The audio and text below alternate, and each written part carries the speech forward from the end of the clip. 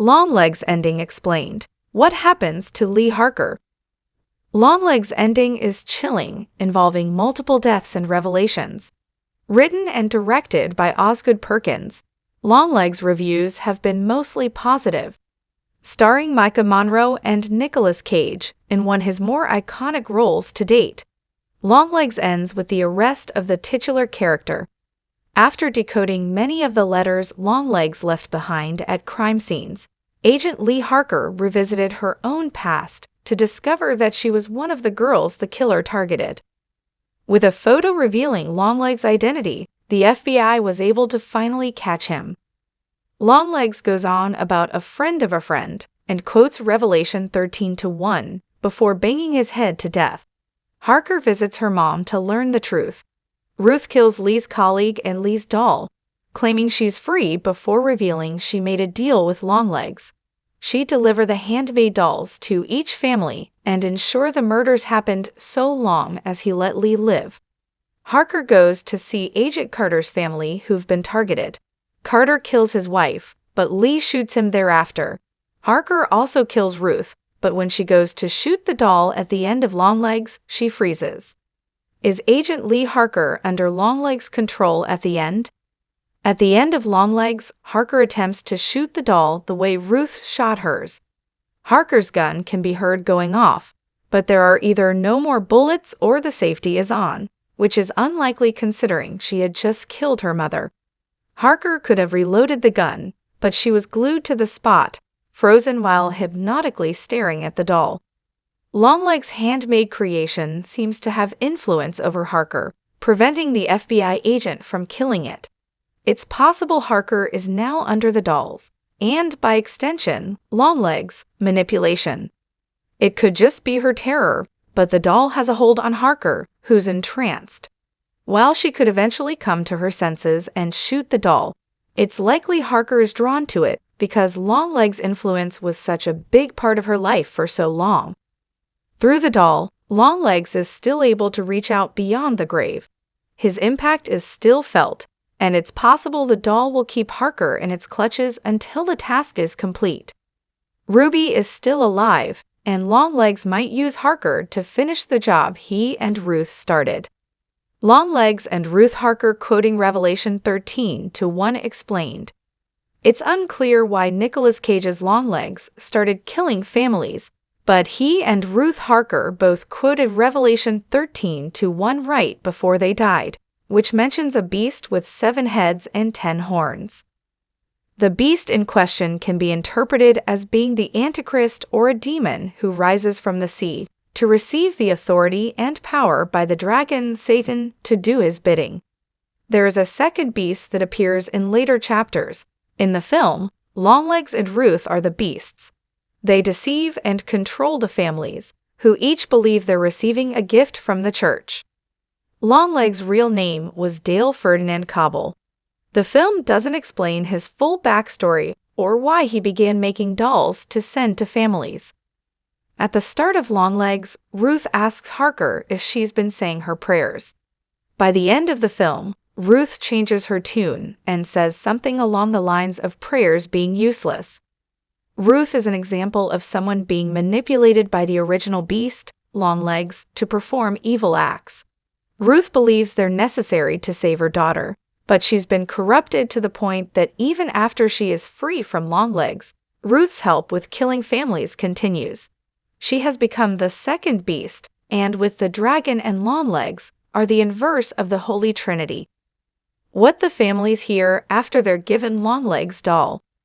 Longlegs' hand makes dolls that Ruth delivers to each family, but the hollow silver orb inside the doll's head doesn't directly give them instructions. At least not in the usual sense. But there is a distinct sound that emanates from the silver orb. It sounds like static whispers that only the family can hear. It's eerie and puts the family members into a trance they can't break out of. The silver orb is hollow, but it's revealed that Longlegs passes a part of himself through each doll, and it's possible the families are hearing his voice indistinctly whispering to them. Why Longlegs targets families with daughters whose birthdays are on the 14th. Longlegs is a serial killer with a methodical approach. He targets families who have daughters born on the 14th day of any given month. The murders happen within 6 days before or after the birthday, which likely symbolizes the 3 number 6s that appear in the code. Longlegs doesn't confirm the reason behind the 14th birthday, but it could refer to Revelation 13:1. 13 plus 1 is 14. 7 is a significant number in the Bible, and the double of that represents completeness, as well as divinity and deliverance. Longlegs might have believed he was freeing the families through death. What's more, the number 14 could refer to the beast with 7 heads. The implication is that there are 2 beasts, Longlegs and Ruth, and 14 is the double of 7. Longlegs and Ruth both quoted Revelation 13:1, signifying the importance it had in their work. It also implies that the beast with 7 heads can multiply. After all, the serial killer was never truly alone in his work. Even before death, Longlegs was confident his work would continue because the seed was already planted. The 2 beasts and the dragon essentially form the 3 sides of the triangle. How Longlegs' ending sets up a sequel.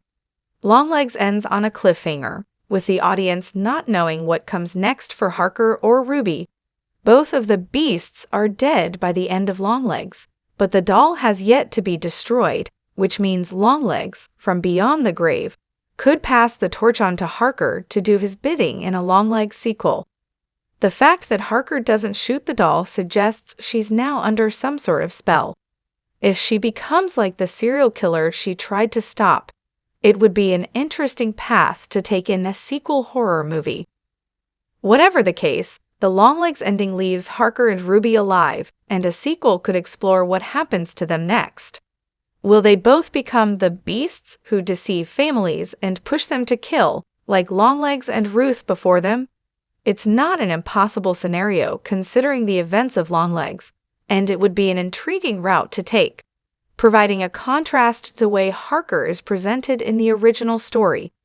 The story could go anywhere, and Harker is a fascinating character to continue to follow on whatever journey awaits her next. The real meaning of Longlegs' ending.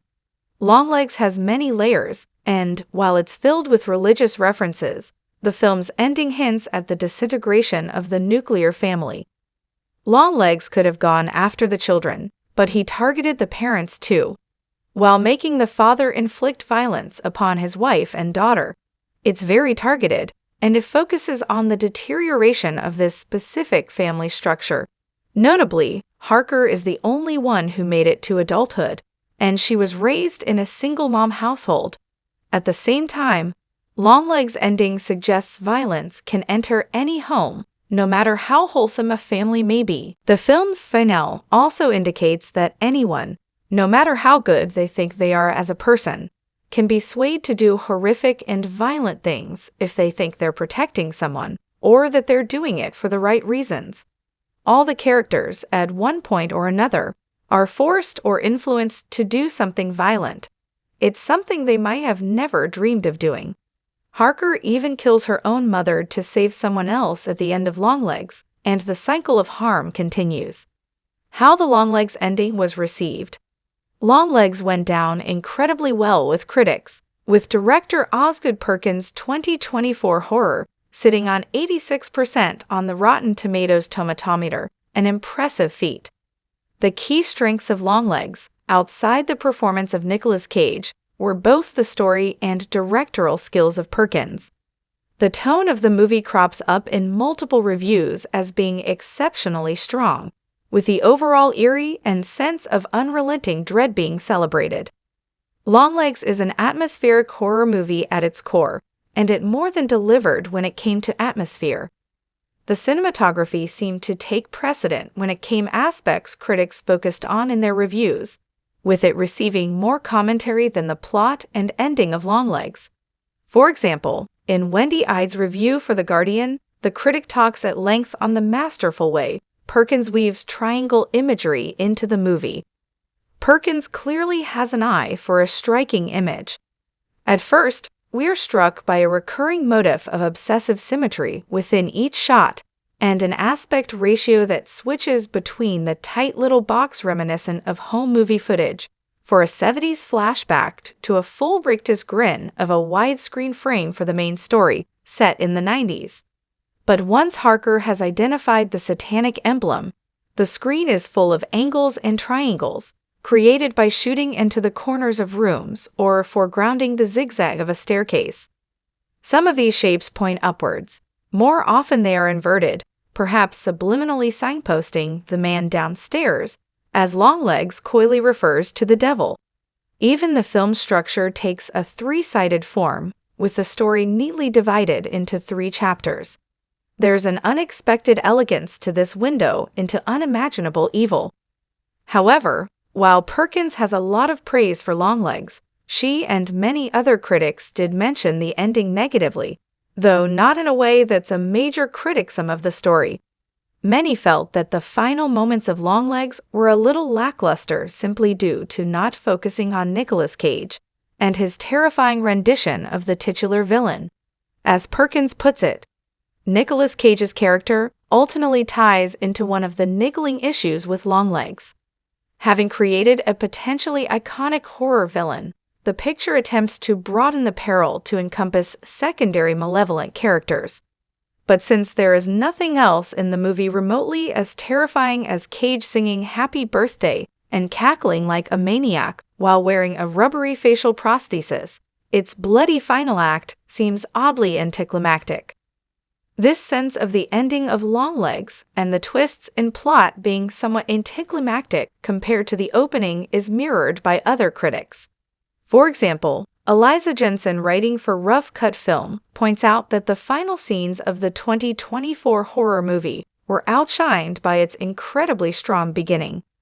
I must admit that the patchwork plot of supernatural twists and character reveals doesn't quite live up to what's promised by that startling opening scene.